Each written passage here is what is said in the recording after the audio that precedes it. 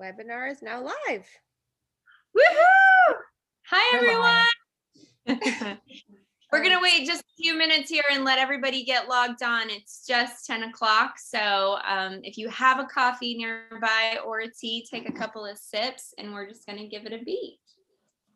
Oh, Danny has a coffee. Anna has is it a Bāeo coffee, Mac? Hello, Can you turn it Kenny around? Duncan. Oh, this is so cool. So people's names start popping up. Okay. Mm-hmm. That's so fun. We'll just start saying hi to some folks. Hi from Portugal. Hi from Portugal, Joanna. Hola. Hello from Sweden. So from anybody from Portugal, obviously this is all going to be in English so that we can have as much understanding from as many people as possible.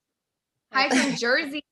Hi, Cheryl. Spain. Did I see Ukraine? Oh my gosh. Italy. Oh my gosh. This is a lot of international folks. Germany. We are having a global webinar. Canada. North Carolina. Indiana. Switzerland. Hi, Jen. Hi, Jen Cook. Nicole Boring A to C, not boring USA at all. Hey, it's Adam from Omaze. Adam just became an EMT and he came to visit us. He won a charity on Omaze to come and visit the set and had lunch with Eric. Cool. Yep. Aw, that's so nice. We've kept in touch online. He's doing well. What's that? I said people do win those things. No, they do. Of course they do. Guys, I've literally tried to win so many times, and I know. Anna, you want to go do a tour of NCIS LA? Because I'm all sure you gotta do is talk to us. We'll bring it over. It wasn't for that. It was for some like other random things that I thought were cool. I'm just Tammy from Switzerland. Tammy is another friend of the show who came to visit us all the way from Switzerland. Came with her sister. By the way, I'm just impressed at how many countries are joining us and how many states are joining us right now. Hi, Carmen from Orlando, Florida. Pennsylvania, Solveig. Candy said she wants a tour of NCIS LA, Danny. I feel like you need to make that happen for Miss Candy. Candy over here. We got to get Omaze going again. I know. Okay, let's see where we're at here. It's 10:02. I think we're going to get started. So, hi, everyone. We are so excited to have everybody here at our very first Coffee with Bāeo live. No pressure, anyone.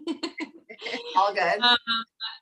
So March is actually starting, it's International Women's History Month. And to celebrate that, we wanted to kick off our Coffee with Bāeo from all of our bedrooms or living rooms or whatever.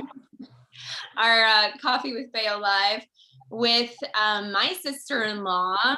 I love saying that because she's such a special part of our family. And she's also an actor, a director now, and mama of two. And we're just so excited to have you here. Thank you for joining us. Of course. I love you ladies, both of you. And I'm a big supporter of Bāeo too. I love everything it represents and I accompanied both of you in the inception of it and the sheer idea of it and all the obstacles you went through and the fact that it finally was launched, 2 years ago now? More than that, 2 years?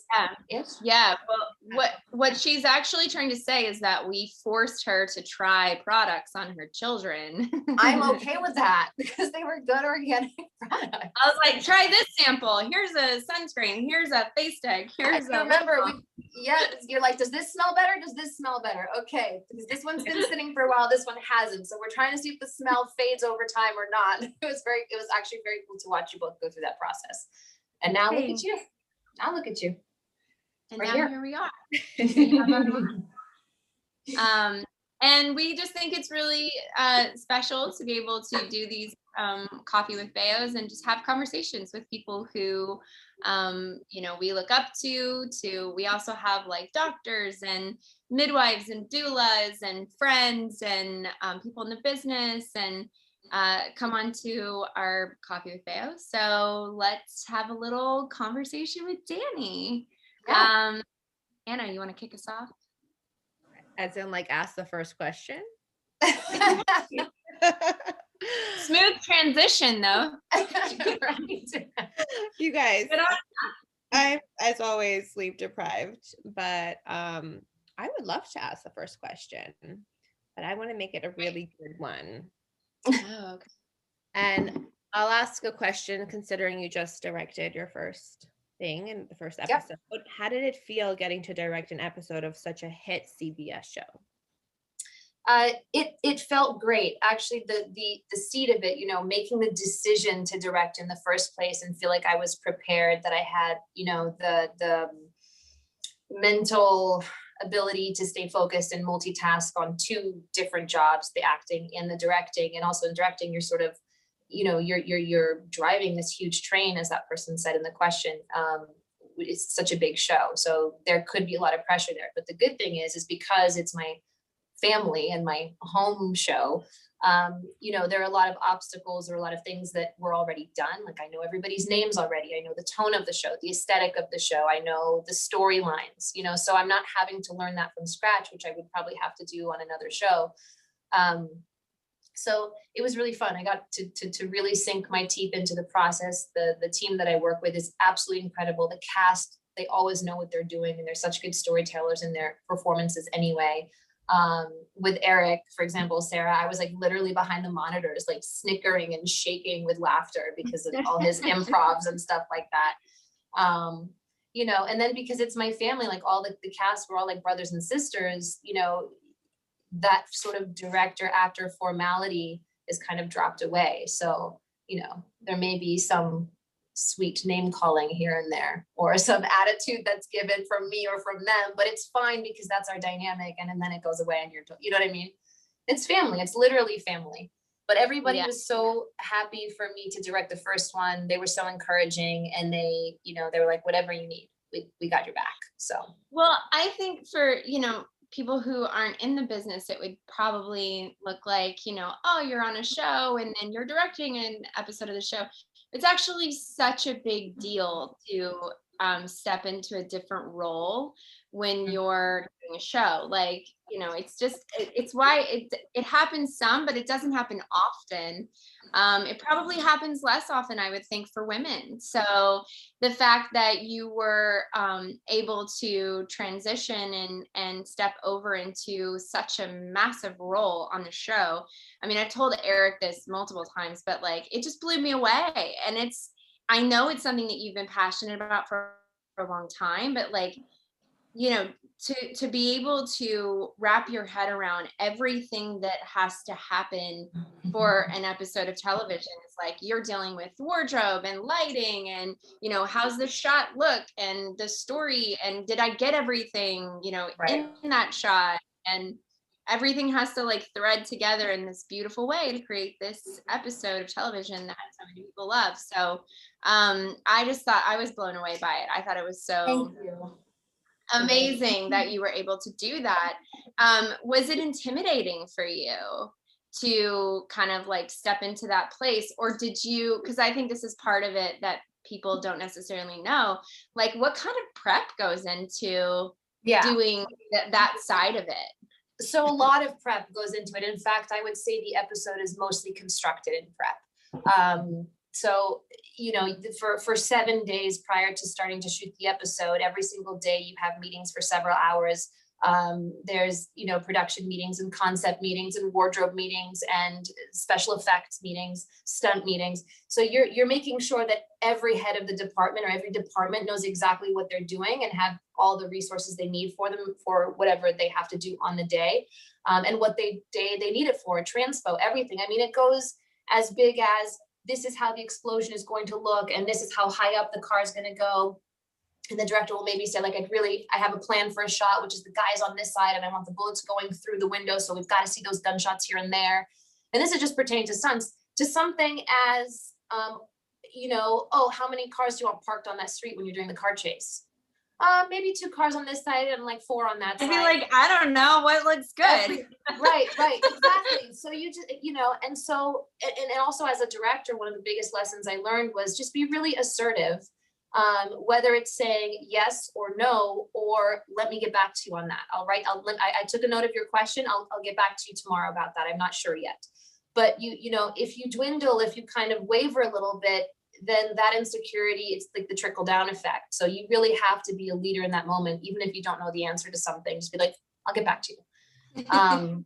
And so, but it's true. You just have to take the reins. And then it's also just, if you prepare yourself so well, then it also means that on the day when, you know, something unpredictable happens, like, oh, we were supposed to be in this parking lot, it turns out we can't be for whatever reason, they took away the permit, we have to move something. So you have to be prepared to pivot on the day, in the moment.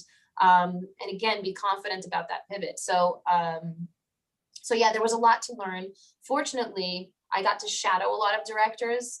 And shadowing means you basically get to follow their preparation process. In this case, it's always on Zoom because of all the COVID restrictions.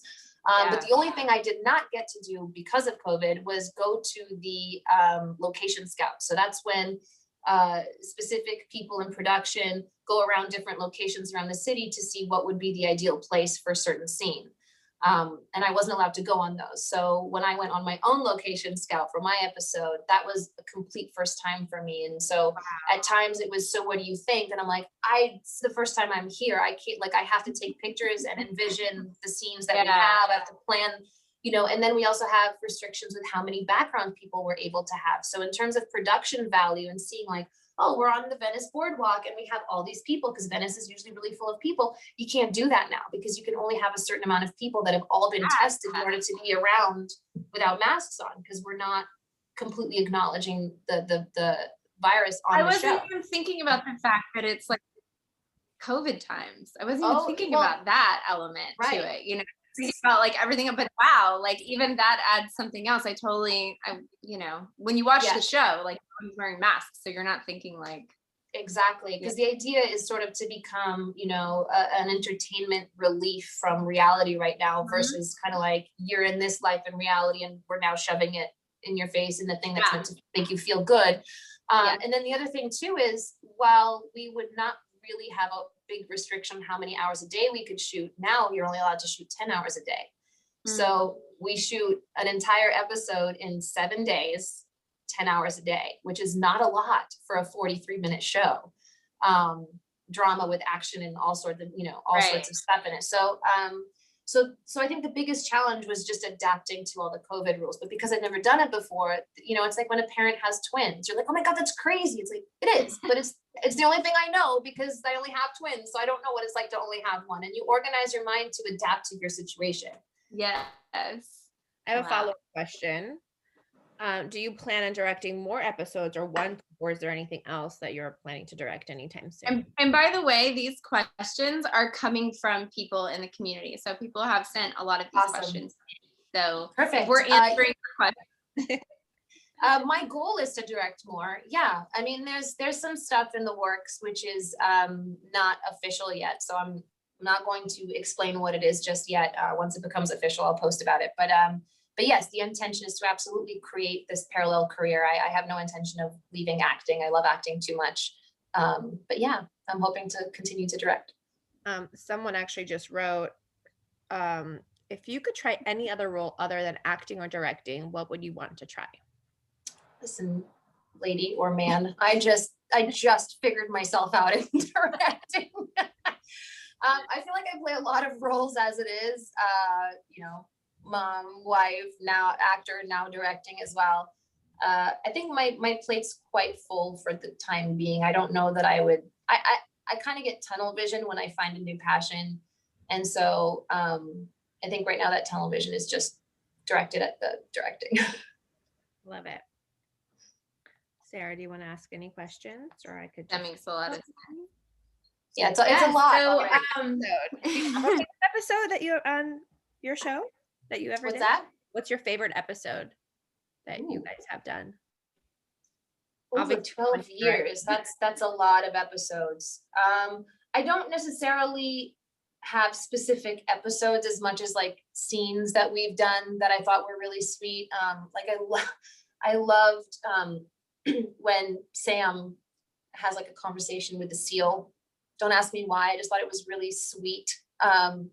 There's also there's a very sweet scene. I was actually pregnant with River at the time. After Deeks gets tortured and he finally lets me in, and he finally wants that, you know, I go in to sort of relieve whatever sort of psychological damage that he's going through in that scene. And he falls asleep on the couch. He hasn't slept for days, and Kenzie comes over and chats about nothing. And then he finally falls asleep and rests. And he says it's a love story. And I just thought that scene was so sweet, you know? Yeah. Also, I was super duper pregnant. So everything about that scene was me trying to hide my belly. There's a lot of different scenes.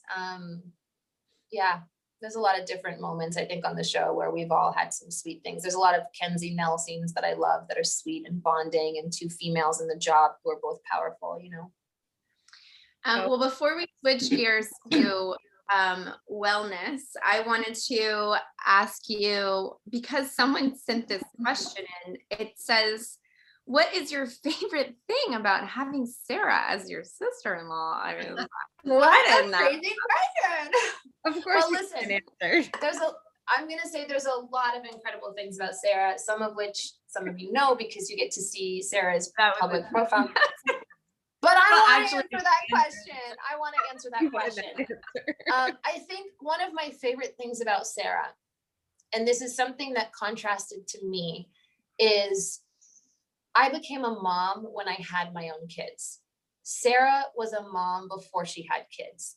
And that maternal instinct of caring for other people was always there from the day I met you, Sarah. Like, if I wasn't feeling well or something, for 3 days after that, you texted me like, are you better? What are your symptoms? Are you okay?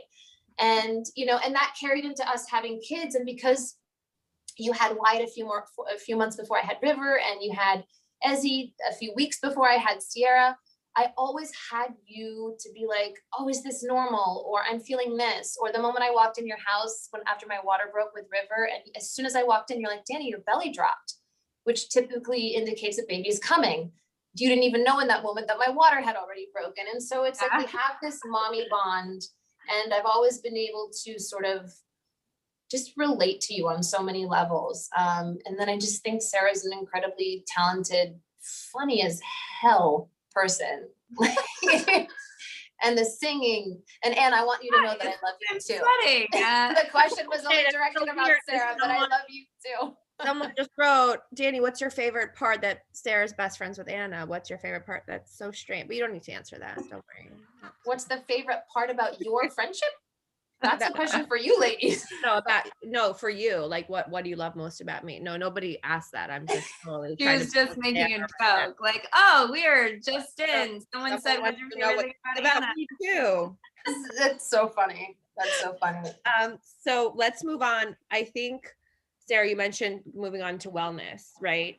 And so I think everyone's having a really interesting time right now, you know, with this year being really tricky for a lot of people, and with this pandemic. And how are you what has your journey been through this pandemic in terms of just being a mother of two and juggling work and finding time for yourself? Like, how do you stay sane? How do you find time for yourself? And at the same time, you're juggling all these other things. Like, what is your so to be completely candid, like, I think that I feel like I have to be very careful in the way I communicate, because everybody's level of struggle is completely different. And there are so many people who are struggling to simply buy food and to pay rent. And, you know, we're desperate to get back to work. Being in a different situation to that, you know, but it doesn't mean that the mental struggle isn't similar or the same for a lot of people, no matter what your lifestyle is like. Fortunately, in terms of work, you know, our show had one episode canceled before everything shut down, and that's the time that we would have been on hiatus anyway. So it didn't, in terms of work, it didn't affect what the routine kind of was anyway for our family. Yeah. But I think the biggest challenge was that, you know, you're used to people going in and out of the house, and the kids go to school because their school shut down in March. So they shut down like 3 months or something before they usually would have. So now you have the kids home all day, and it's finding ways to keep them entertained. Not, you know, as parents, we all get frustrated at some point, right? But you get the relief of distance during the day. Sometimes I feel really guilty about being a working mom. And sometimes I'm like, actually being away and coming back makes me a better mom, because I miss them so much that I'm very patient with things that usually would make me lose my patience. Mm-hmm.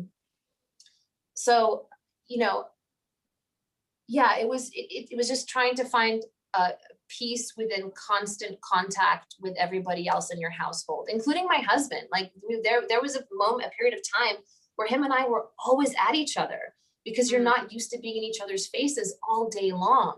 Yeah. But then fortunately, you know, we're also very good at communicating with each other, and we realized what we were both doing that wasn't working for the couple. And we fixed it. And obviously, you know, I think if you're in a relationship, you know that it's an ongoing process of learning about each other and learning, you know, what the person's buttons are and how you can help with that. And sometimes, don't fix my problems. I'm just telling you I have a problem. Don't try and fix it for me. I just want to vent about it.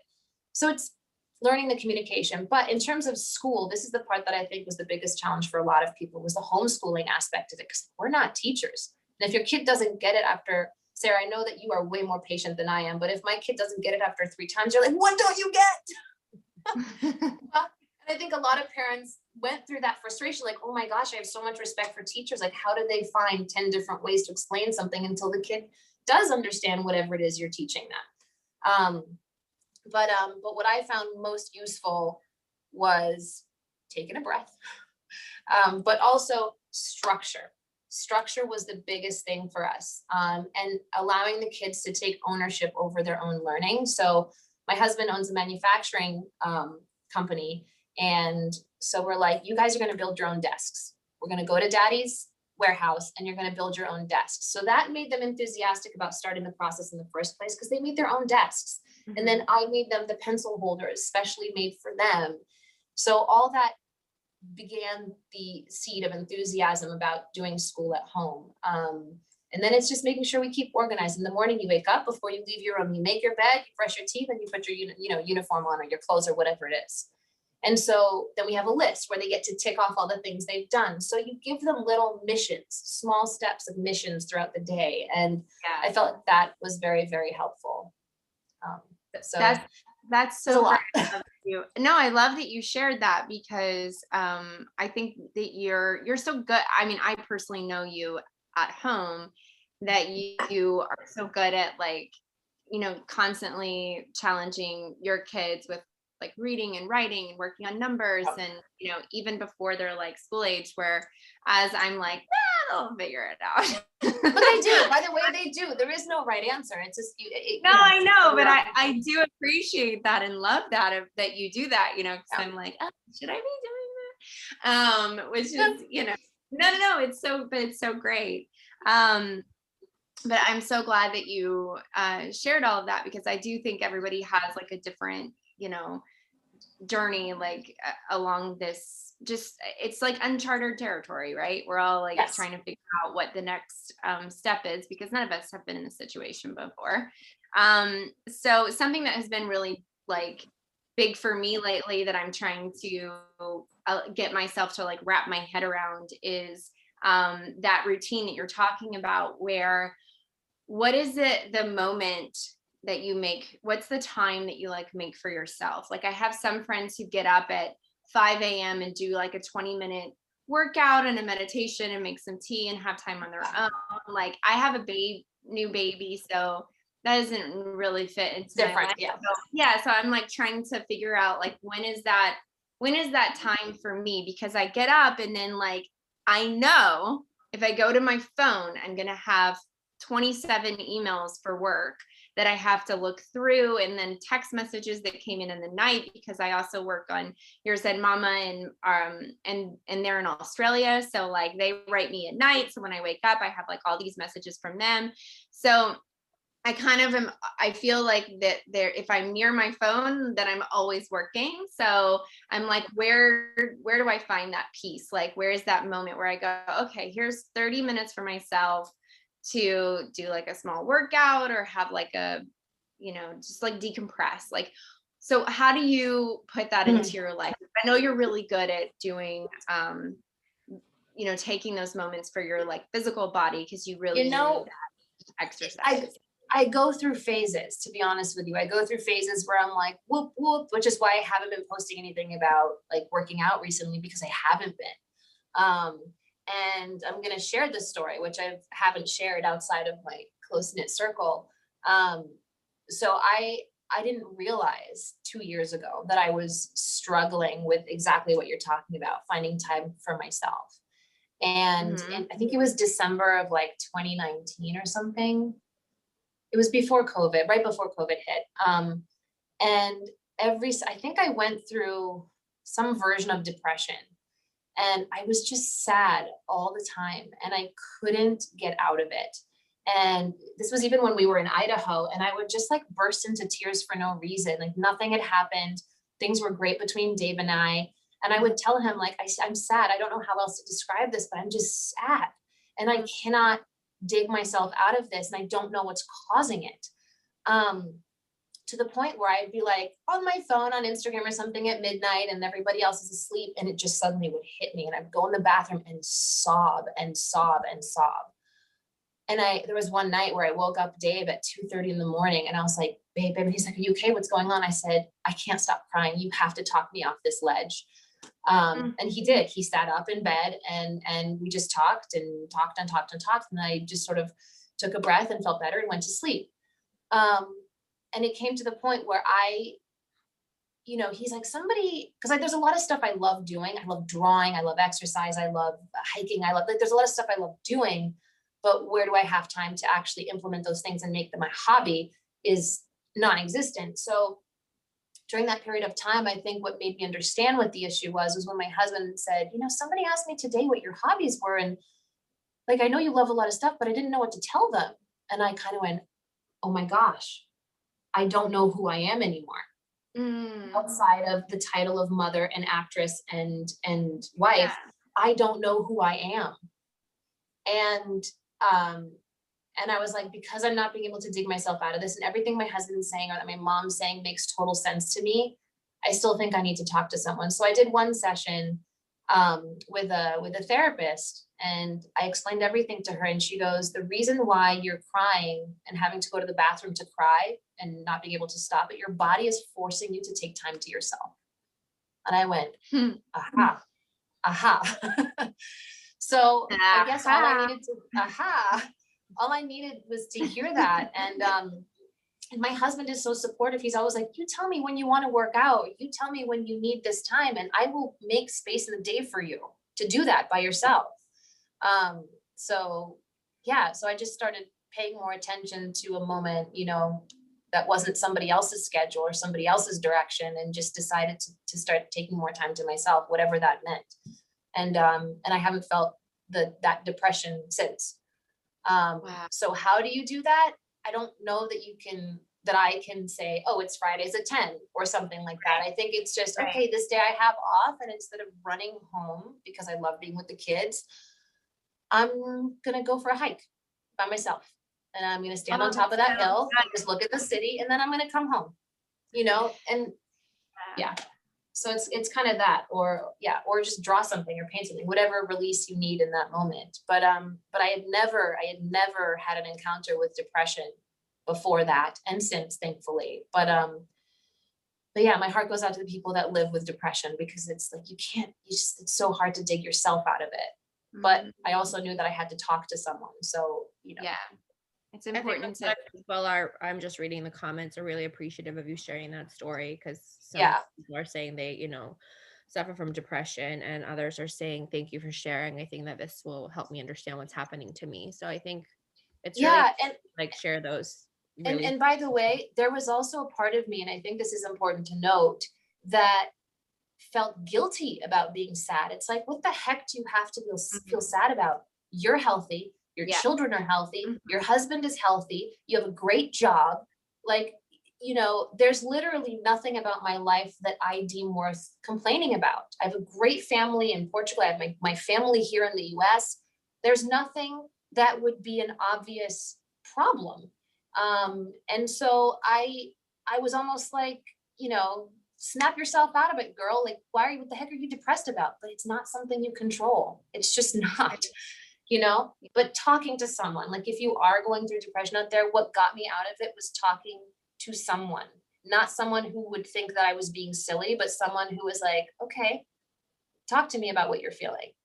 That made the biggest difference in the world. The fact that my husband was that supportive was massive. 2:30 in the morning.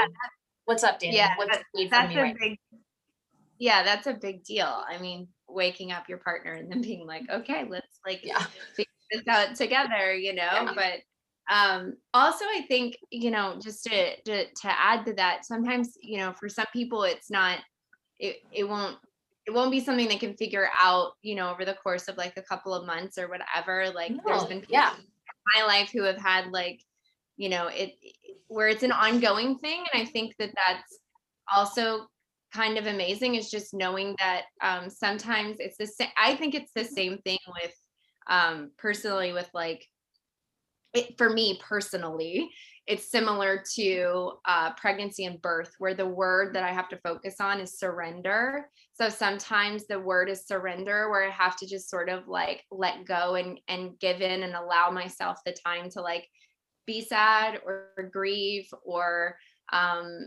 break up with some part of yourself that you had like set this goal for you and realize like, okay, wait, that's actually not, you have to like break up with that piece of yourself, but I had a friend who recently made a suggestion for me, just when we're talking about like mental health, but she was like, I have this app called, I think it's called Day One or something. And she's like, it's a journaling app. And I know it's really hard to journal when you have kids, because like, when are you ever up at night to like write something down, or like during the day, like writing things down? But like, maybe it's easy to just pick up your phone and you can do voice memos into it, or you can add a picture, or you can like write something down, and it just kind of like logs your thoughts and feelings. And sometimes like saying them out loud is allowing yourself the it's like giving you ownership over it, right? It's like not giving it all of its power, whatever it is. So you're like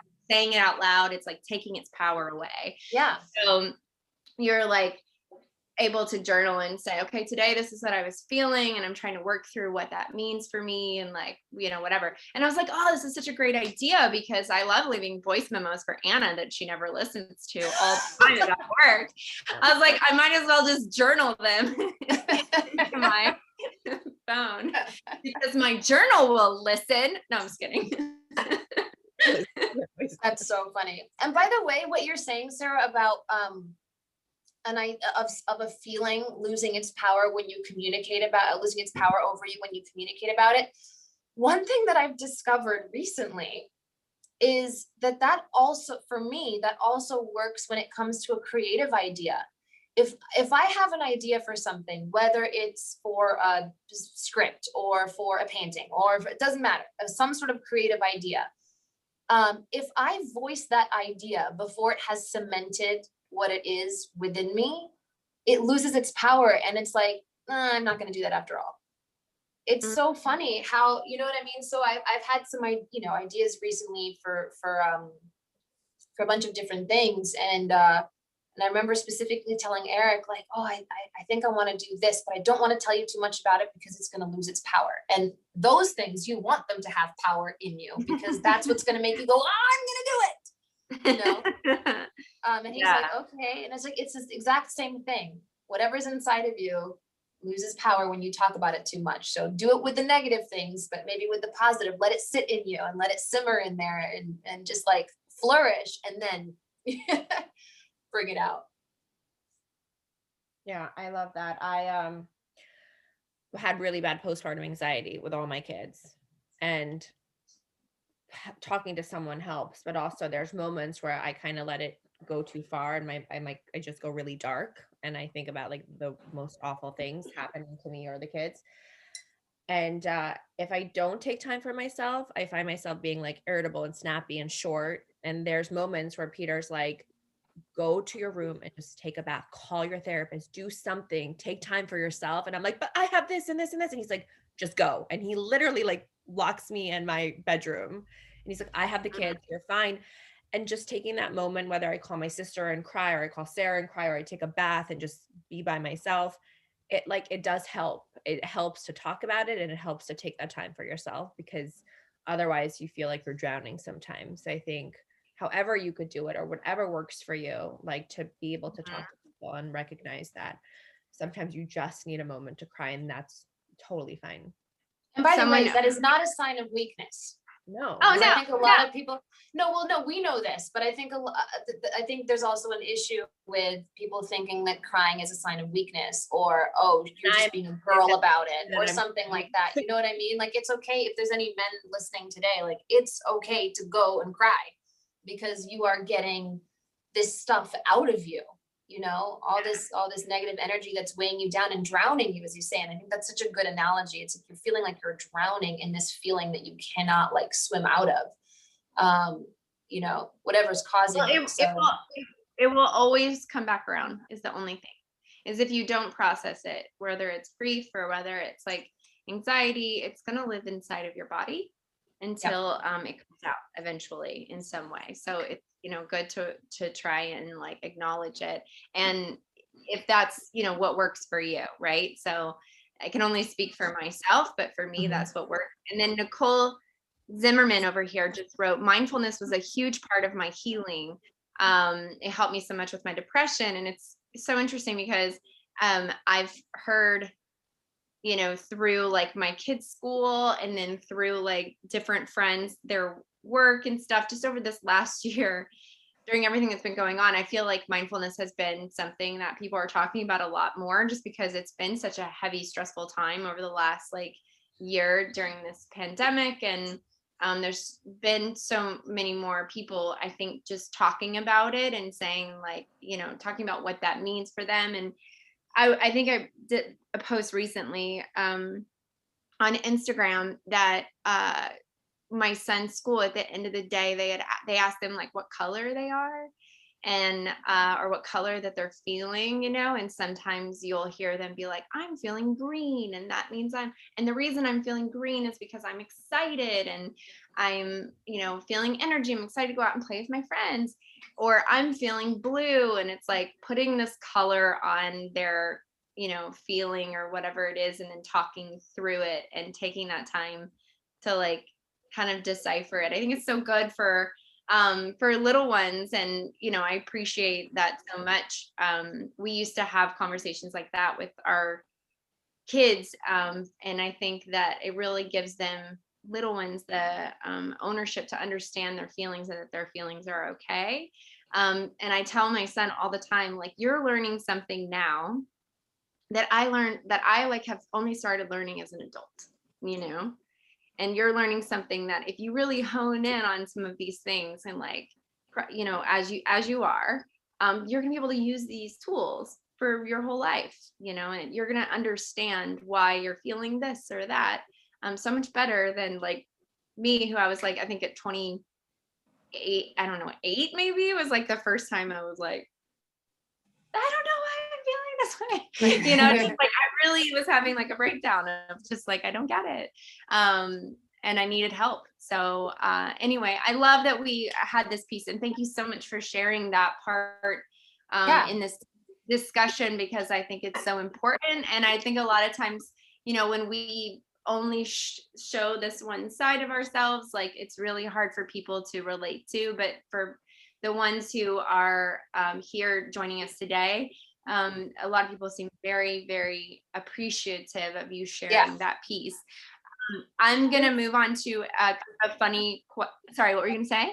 No, I was just going to say, because you were talking about the colors, I just wanted to say this last story, which is not related to necessarily how you're feeling, but attaching a visual to feelings of kids. So if anybody's ever seen, have you ladies seen the movie Inside Out? Oh yeah. Yes. So, you know, so for those people who, so for those who haven't seen it, basically in this little girl's mind, there's a different character for each main emotion. So I think in psychology, they break down all emotions into 5 main categories, which is like anger, joy, sadness, disgust, and fear, I think it is. Yeah. Basically those are 5 emotions. Halloween next year for Lila. Oh, you're gonna do that for Halloween? Okay. So, well, before, the movie is really, really great. So the other day, my son was doing something. He just kind of kept pushing my buttons on purpose on some given day. And instead of kind of blowing up, I went, you know what? I'm going to have this conversation with him. And I said, you need to sit down. And I said, listen, right now, because I know you're a kid and you're learning how to control how you feel and figure out how you feel. But right now I have joy, and I have my angry red guy, and they're both fighting over my control center. So I'm going to give you a choice of who you want to take over my control center. So are we going to be able to have a calm conversation, or are you going to keep yelling and kicking and screaming? Because that will define who takes over in my mind. Apparently your red guy is taken over. My red guy takes over. We're both of our red This is guys. all gonna end. Yeah, and that's what I told him. I said, I see your red guy is taken over.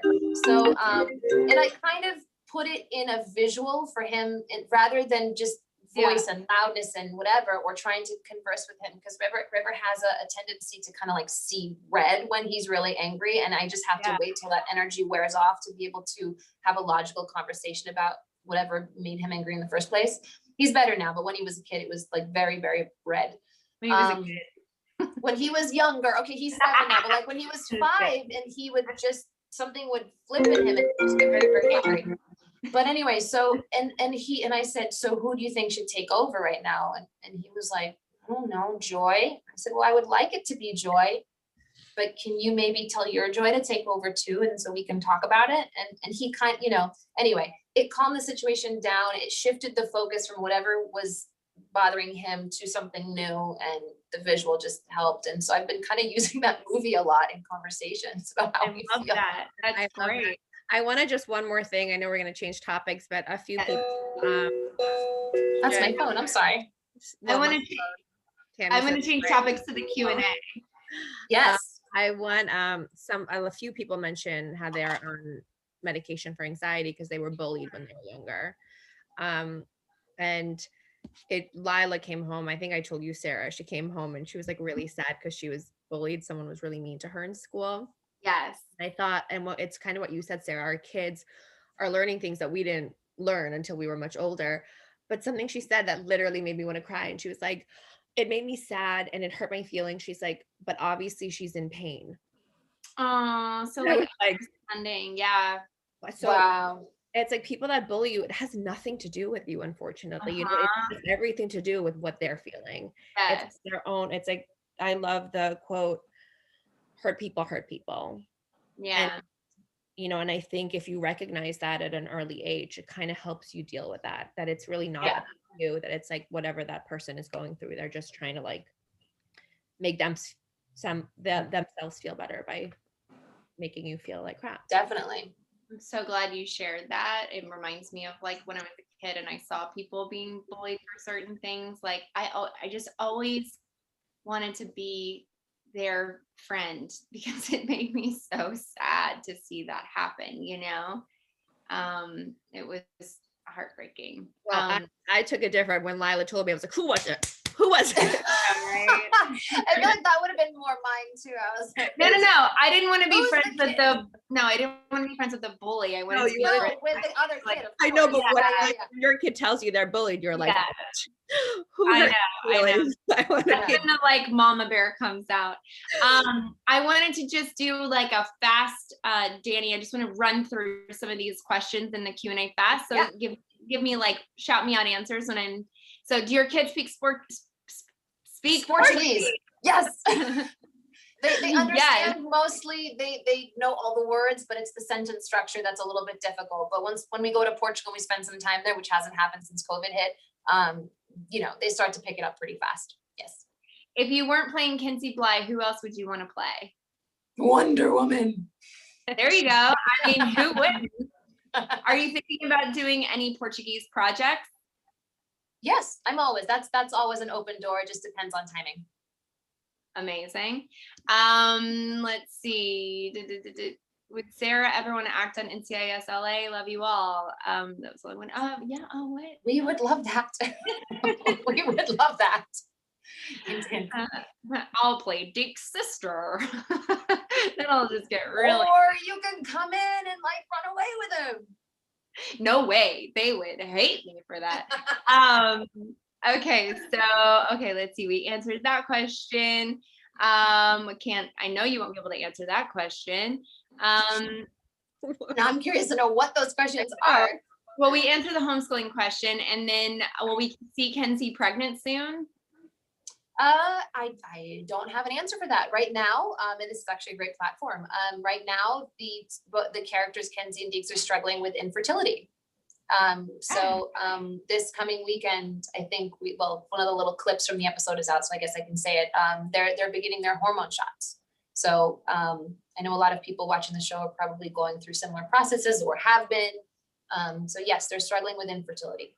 That's so we'll see what happens. Okay, and then let's see. There's a lot of really sweet comments in here, by the way, just about. I challenge Danny to teach you some words in Portuguese. Give us a couple words, Danny. Okay. Mãe. Mãe. That means mom. Pai. Pai means dad. Means dad. Did you say pie? Yes, literally the like pie. Yes, you pronounce it like the thing you eat. Spell it differently, but yeah, it's pie. Okay.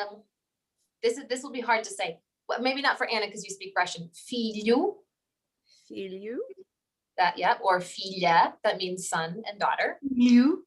Filho is son and filha is daughter. Yeah. Yeah. Yeah.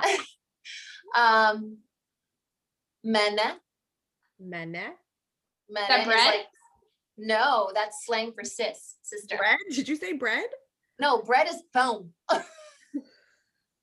I don't know, manna. I was like, is that bread? No, it's just like it's like a sweet way of saying sister. How do you say I love you? So I can tell you the words I love you, but nobody really uses I love you in Portuguese. We say more like I adore you or I like you so much. Not that it means less than I love you. It's just love you sounds really aggressive. If anybody Portuguese speakers are on there, it sounds really aggressive. We go amo tu. It's like, oh God. What do you say like for that means the same thing? If I would say adoro-te, which is I adore you, or gosto muito de ti, I like you so much, which is all indicative of I love you. But the I love you words are adoro, amo-te. It's just like, whoa. We had a person who wrote, I think their name is Emmanuel, wrote, oh, now I feel like a bad parent. I'm nowhere near that organized. Every single parent is different. I will tell you that my son was working from like a random table in our living room and we had papers everywhere and everything was really unorganized. And then Eric came home one day and was like, whoa, this is crazy. And I was like, everything felt very temporary. So I wasn't setting up a whole thing for him. And then eventually I did set up more of a whole thing for him because it was just very confusing. But everyone's process is different, by the way. Yes. And we are all operating at a different place. So like nothing is good or bad. Like it's not like Danny's only telling you one piece of her story, which is that they went and made 100%. Yes, but there's it's not like everything was organized. So just want you to know that like that doesn't make you a bad parent if things are unorganized at all. And by the way, I make the choice to like sometimes when I'm up late to tidy up their desks at the end of the day or to try and get them to do it. But we try and have the rule of like no toys on your desk when it's school time, because obviously those are distracting. But I have like this arts and crafts drawer that they have to ask me to use. Otherwise it would just be like a waste of resources. And there's just shit everywhere in this house. Like I am not kidding. Our house is a mess more often than not. In fact, I'm going to do this. I don't think I've ever shown my bedroom before, but this is just an example of like, we are not that, like, I try to be organized. Most important thing is structure. Listen, trust me, Sarah, you know me. I mean, your husband, when he started working on the show and we had like a lunch break, I was like, Eric, come and see the apartment I live in. And he went in and he literally paused and was like, oh my gosh, because Eric is really organized and Dave is really organized. Yeah. And I had to learn that organization when I became a mom, because life wasn't about me anymore. I couldn't just leave things for tomorrow. I had to, but no, trust me. If I were to show you their desks right now, it's glue everywhere. It's pieces of paper. It's like pipe cleaner bits. Trust me, there is nothing. It is not squeaky clean. It's just the intention is that of being organized so that they're, if they have homework and they have this and that, like if it's to facilitate their process, but I myself am not like that at all. Well, that's true. And that's true. And then also, I mean, people who know me and talking on Your Zen Mama and different stuff know that like our amazing nanny slash doula slash one of my best friends in the whole world is here with us, and she helps me with the kids while I'm working and everything. So guys, just like everybody's, you know, story is so different, and please do not judge yourself based on anyone else's story, because we know as parents, like people are definitely, everyone's story is different is what I'm trying to say. So when I saw that, it like really hurt. It made me sad because you definitely do not need to feel that way. So someone said, I dare you to do your best British accent. And so I'm going to do my best British accent while reading a couple of these other quick questions for you. Okay. Let's see.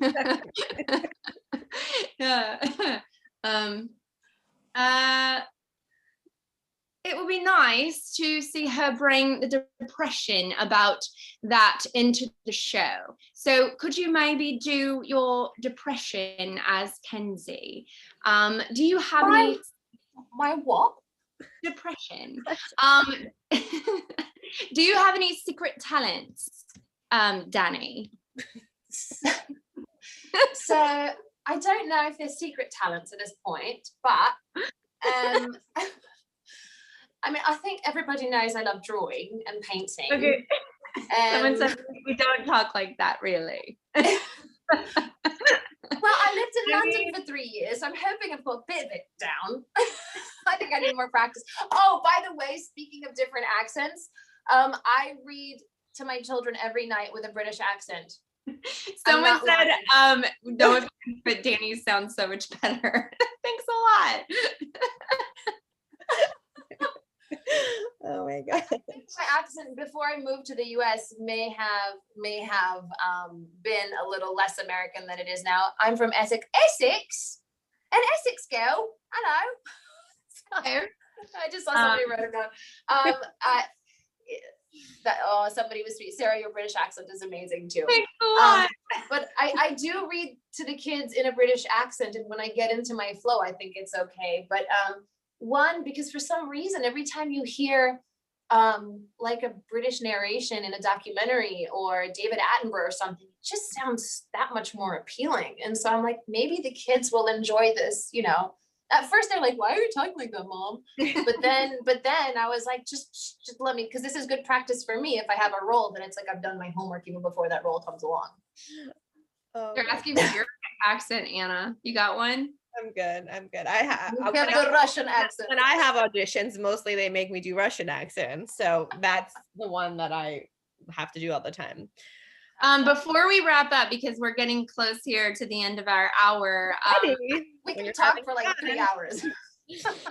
I just wanted to ask you, do you have, and I didn't ask you this before, so I don't mean to put you on the spot, but since it's Women's History Month coming up here, is there a woman in history that you look up to? Is there somebody that you're like, wow, she kind of blew me away? I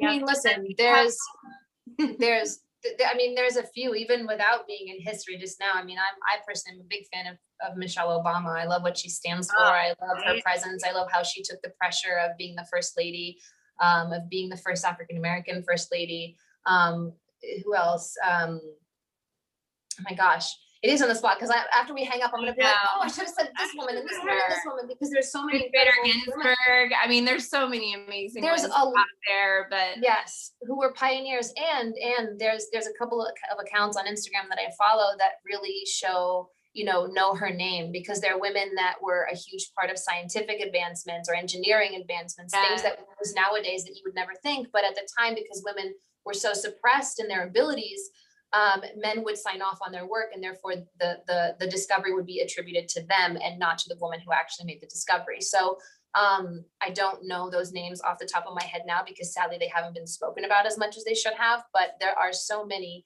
incredible women in our history that deserve a lot more recognition. And shame on me for not knowing more of those names. No, that's okay. Say hi, Virginia, please. Hi, Virginia.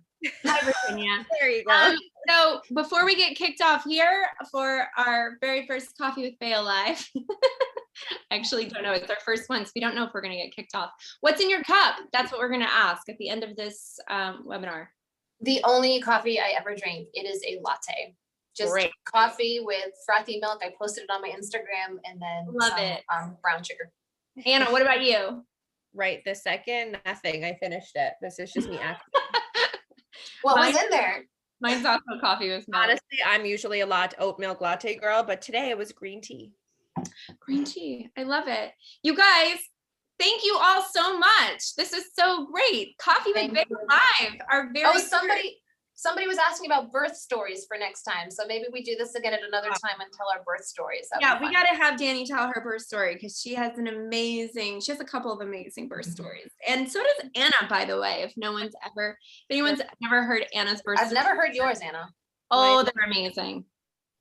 And Sarah, I think you have to sell the Bāeo mug on the Bāeo website because I see a few people saying, I want a Bāeo mug. I want one too, by the way. Great. I called Sarah earlier and I was like, you need to send Bāeo mugs to the people that we're talking to. So like, we might actually make some for Mother's Day. So if anybody wants them, we might throw them into a bit of a bundle and have that option available. But anyway, thank you all so much. Thank you for joining us. Yeah, thank you, Dani, so much. Thank you for joining us for Coffee with Bāeo Live. It was amazing having you all here. Thank you for your questions. We have a very sweet surprise coming to your inbox right after our Coffee with Bāeo Live, so stay tuned to that. And yeah, thank you. And Dani, if you want to say anything in Portuguese on the way out here, please go ahead. Yes. Pessoal, obrigada por se terem juntado a nós e espero que se juntem outra vez da próxima vez que fizermos esta conversa. I'm pretty sure she said, Sarah's an amazing sister-in-law and I love her dress and Sarah é espetacular, adoro o vestido dela. Anna looks gorgeous and her hair is like amazing. Ana é maravilhosa e adoro. All right, everyone. Have a good day. Everyone. Bye. Thank you. Bye-bye.